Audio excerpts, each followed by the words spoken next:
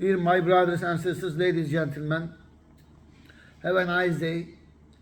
I would like to inform you about the last news about our nation and the government and the country. As you know, the Turkish delegations visit to Washington should be interpreted in terms of timing, as it took place approximately 1 month after the earthquake and 2 months before the elections. After the earthquake, feverish rebuilding process has begun in Turkey. In order to support this process, Turkey is stepping up to reach the high targets it has set in its trade with many countries, bringing up the target of increasing the trade with the United States to 100 billion, which was around $30 billion. Sends the message that the government is confident about the election results and want to strengthen relations in the medium and long term. Regarding the F-16 sale, which is one of the hottest agenda items in the bilateral relations, the approach of the Congress to trade and associated with other issues is known, although it is known that the Biden administration supported the sale and took the pulse of Congress before the official notification. It is difficult to say that it made a very special effort to persuade the senators. It is well known that some senators put forward the NATO membership of Finland and Sweden as a condition. The Biden administration does not pronounce such a condition, but it does not enter into a hard bargaining process to overcome such objections of the senators.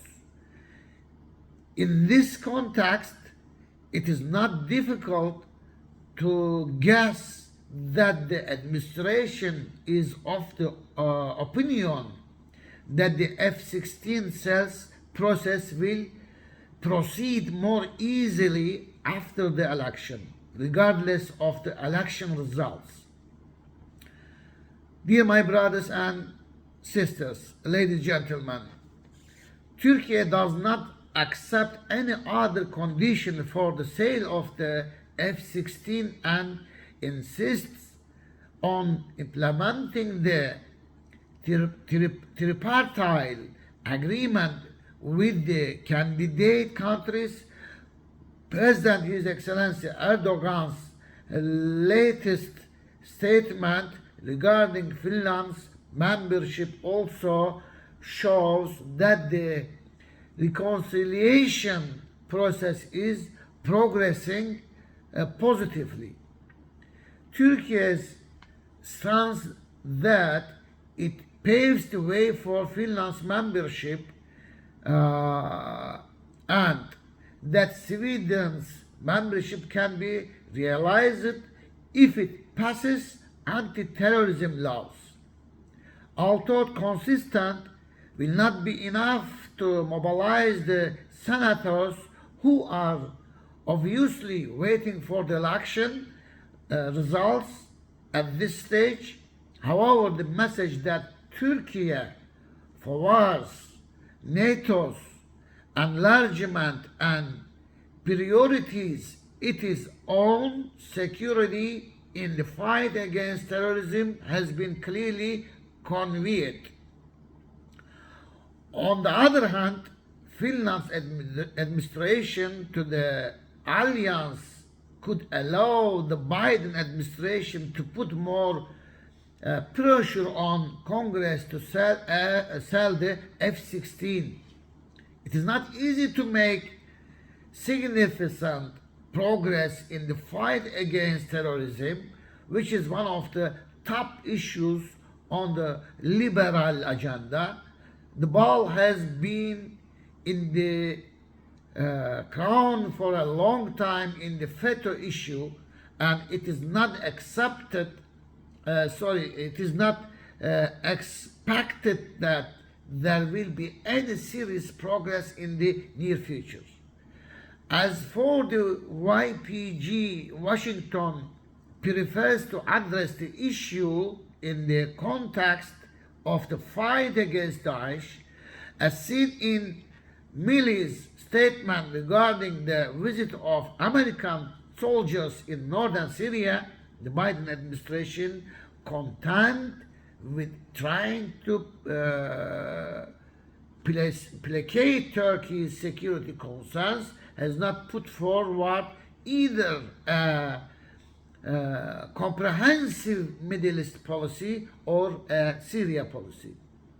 This lack of policy, which causes problems for the administration with almost all its allies in the Middle East, results in the reduction of the YPG issue to a technical context in the fight against terrorism. Dear my brothers and sisters, the difference in policy between the United States and Turkey regarding the Ukraine war does not go unnoticed.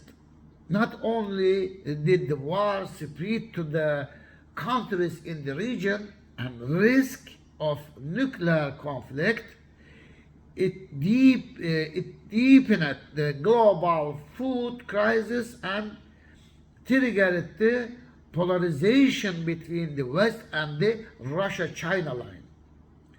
The latest Russian planes downing an American UAV reminded us of the importance of the issue in terms of Black Sea security.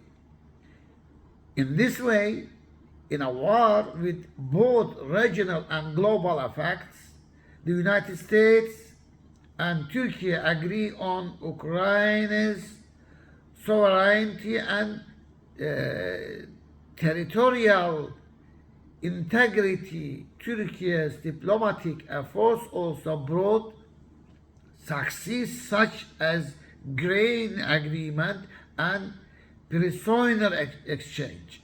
But it is clear that United States-led Western policy has so far not been enough to end the war with a decisive Ukrainian victory. At this stage, where both sides continue to fight, efforts for final peace remain weak. Ladies and gentlemen, meanwhile, the reflections of the global power struggle in the Middle East will directly affect Turkish-American relations. The latest Iranian-Saudi normalization step, which took place through Chinese mediation, reminded Washington that the fight against China will not be achieved by withdrawing from the Middle East. The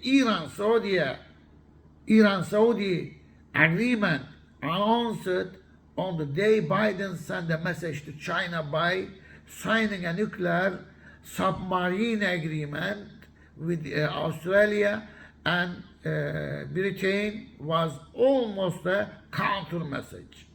Washington's hope that Chinese efforts to fill the void left by the United States in the Middle East will